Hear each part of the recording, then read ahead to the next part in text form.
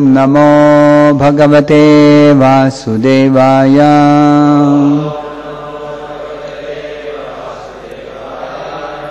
Reading from Srimad Bhagavatam, Canto 3, entitled The Status Quo, Chapter 17, The Victory of Hiranyaksha over all the directions of the universe. Text number 17. Divisprushau hema kirita kotibher niruddhakashtau spuradangada bhujau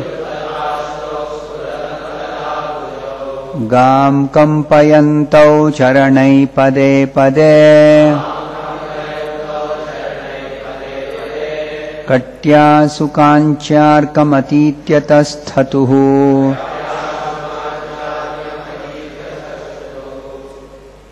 Translation and purport by His Divine Grace A.C. Bhaktivedanta Swami Prabhupada. Translation.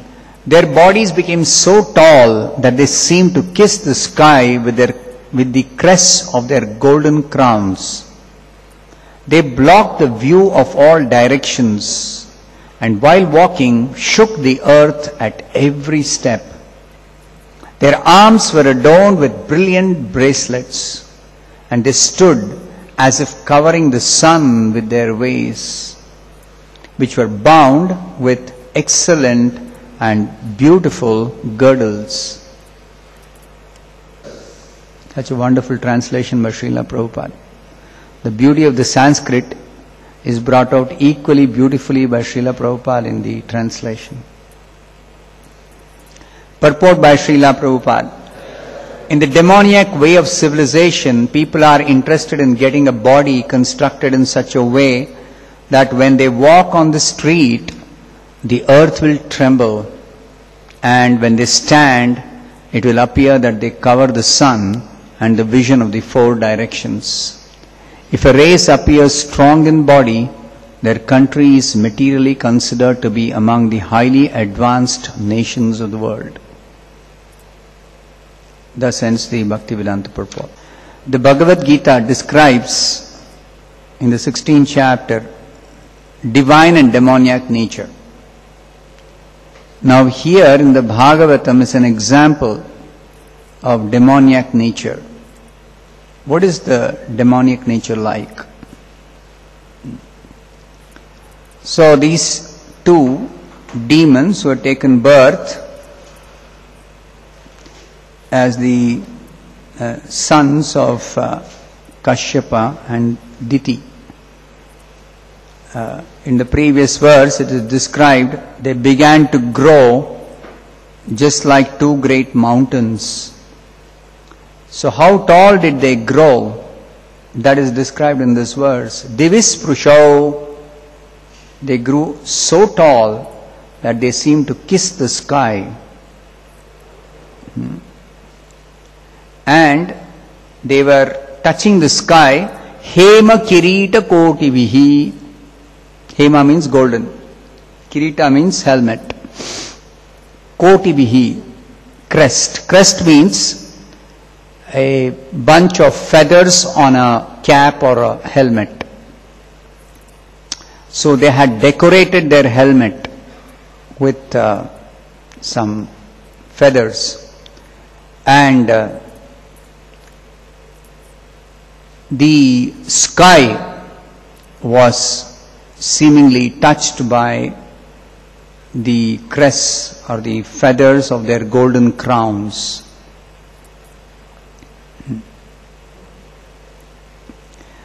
Then Niruddhakashtau, they blocked the view of all directions.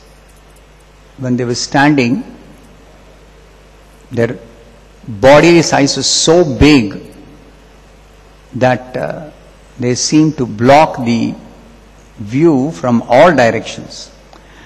And Spurad Angada Bhujau, they had their arms adorned with brilliant bracelets. They were decorated very nicely with valuable ornaments. In the previous purport, Prabhupada says, they thought that this was a success in life. building a big and strong and stout body, decorating the body with valuable ornaments, and walking as if with every step they are shaking the earth. Gam kampayanto charanai pade pade. Gam means the surface of the earth. They are walking with their huge body, and this every step as if the earth is shaking. Kampayanto. Almost like creating an earthquake while they are walking. Katya Sukancha, and their waist is bound by beautiful girdles. Girdle means belt. They are having beautifully shining golden belts around their waist. And Arkam Atityatasthatuhu, and they stood as if covering even the sun with their waist. So these descriptions help us to understand what is the demoniac nature. It's not just that a strong body is being condemned. It is the mentality, the demoniac mentality. Asuri Swabhava. That is being described here, which is not very glorious really. So Srila Prabhupada says in the purport, in the demoniac way of civilization, which is very prominent now, people are interested in getting a body constructed in such a way that when they walk on the street, the earth will tremble. Why is such a mentality being displayed by such people? If you go back to the description in the Bhagavad Gita, in the 16th chapter, Krishna describes in the first 3 verses the divine qualities. And you don't see descriptions of, in the divine qualities, 26 divine qualities Krishna describes. Nowhere you see description of arrogance, pride. Such things belong to the demoniac nature. In the 4th verse, arrogance, pride, anger, conceit, harshness, all these qualities belong to those of demoniac nature. Dambho, darpo, abhimanascha, krodha, parushyameva. Now, this is also due to a particular reason why they are arrogant, why they are so proud, why they are so conceited. It's because it is described in the purport, these demoniac qualities are taken on by them from the beginning of their bodies in the womb of their mothers. And as they grow, they manifest all these inauspicious qualities. It's not that the parents of Hiranyaksha and Hiranyakashipu raised them to become very conceited. They have taken these qualities by birth. That's why it's so important, Srila Prabhupada explains, and Krishna explains also in the Bhagavad Gita, and Prabhupada also explains in the purport. Dvabhuta sargau lokesmin daiva asura evacha. Sargo means created by birth. By birth, somebody is born with divine qualities. By birth, somebody is born with demoniac qualities. Then what is the basis of taking birth with divine or demoniac qualities? That is explained that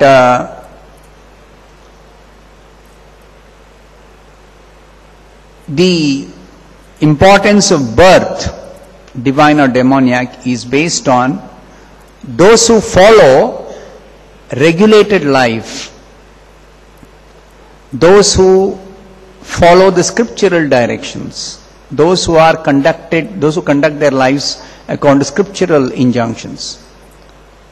Scriptures say that sex life is meant for bringing forth good progeny. But if somebody thinks that sex life is meant for enjoyment, then they don't take care to perform garbhadana samskara. As a result, the children born of such a combination of parents who enjoy sex life, the children born will be of demoniac nature. Demoniac nature. So that is very vividly illustrated in this description in the Bhagavatam, in this section. Diti, she wanted to enjoy, and Kashyapa Muni told that yes, I will satisfy your desire, but you wait for an appropriate time. So there is a certain regulation. If you go through the marriage rituals given in the scriptures, the samskara, vivaha samskara. Samskara means purification. So the rituals are meant for purifying the existence. That is the business of human life. So even in marriage, there is consideration of how to purify the existence, both the husband and wife, how they purify their existence. So if they are combined to produce progeny, then there are so many different samskaras given. Garbhadana is just one of them. So many samskaras are there. Now the priest who performs this Vivaha Yajna actually is supposed to educate the bride and the groom about these samskaras, and supposed to actually tell them the importance, how to conceive children in such a way that such children born are of divine quality. But if people think these rituals are a botheration, I don't believe in all these rituals, or just do away with all those rituals. Go to a court and do registered marriage. That's become the fashion nowadays. So, such a demoniac civilization, that's why Prabhupada says here, in the demoniac way of civilization. This is the demoniac way of civilization. Don't care for any of the samskaras. No aim of life for purifying existence. So naturally, the children born of such parents will be born in ignorance. It is described here in the 5th verse or the 4th verse. Ajnanam chabhijatasya. They are born in ignorance, and as a result of such a birth, they are born with all demoniac qualities. After such children are born with demoniac qualities, born in ignorance, then the parents sometimes undergo a great struggle to raise such children. Then they have so much difficulty. But if care was taken while conceiving the child, following the scriptural directions, then there is no difficulty in raising good children. You see how it's so important. Education, knowledge, culture, following the Shastric directions is so important.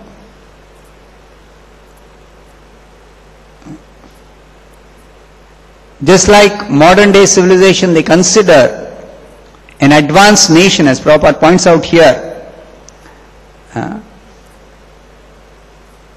If a race appears strong in body, their country is naturally, is materially considered to be among the highly advanced nations of the world. This is their way of measuring which nation is advanced. If people have strong body. On the other hand, in the Vedic culture, which nation is considered advanced nation?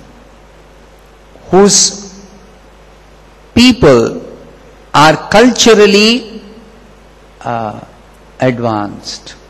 If you've got good culture, good behavior, good character, good qualities, divine qualities, such a nation is considered advanced.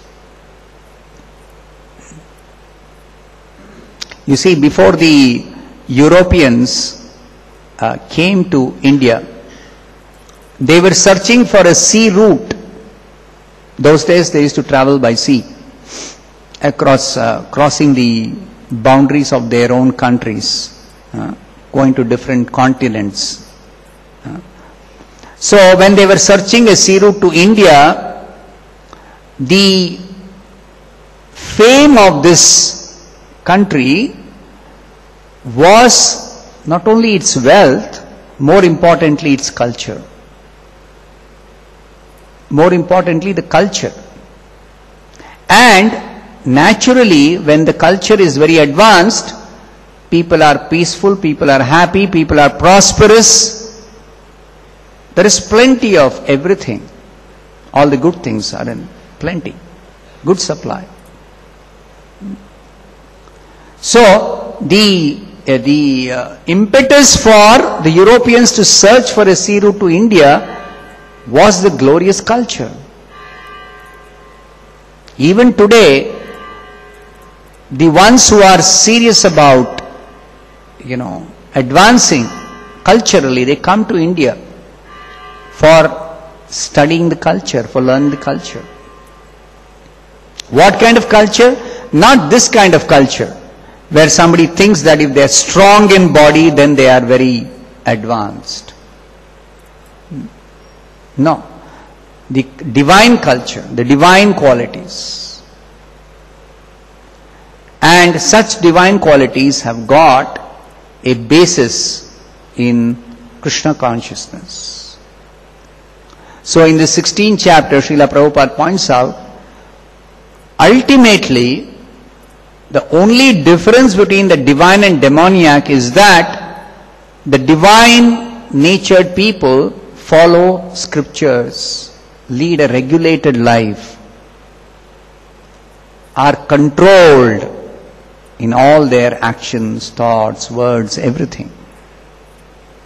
Whereas the demoniac don't care. So, in the description of the demoniac nature, if you carefully study, every description is that they are unregulated, they are whimsical, they don't care for authority. Now, why are these two demons, Hiranyaksha and Hiranyakashipu, walking as if they are, going to shake the earth? Why? Because they don't want to accept higher authority. They think there is no God, godless civilization. There is no God in control. That's what Krishna says. They say this world is unreal, there is no foundation, there is no God in control. Anishwaraha. Asatyam apratishtamte jagadahur anishwaram. There is no God in control. If at all you were searching for some God, then I am God. Just like King Vena, he declared himself God. He saw people worshipping some God. He said, why do you worship any other God? I am God. There is no other God. Or, if they want a philosophy, then everybody is God. Some foolish philosophy like this. Everybody is God. So they think they can please all the people. So this kind of demoniac civilization is very prominent now. That is primarily because people are becoming godless. Sometimes people think that all good qualities can be there without God consciousness. They say, why do you bring in God? When we talk of trying to improve the quality of life, trying to improve people's character, etc. So why do you bring in God?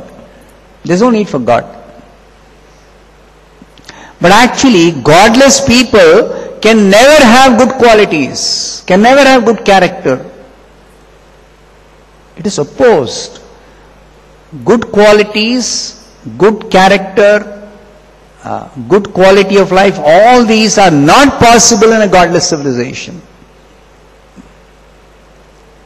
So this is also taught in the Bhagavatam.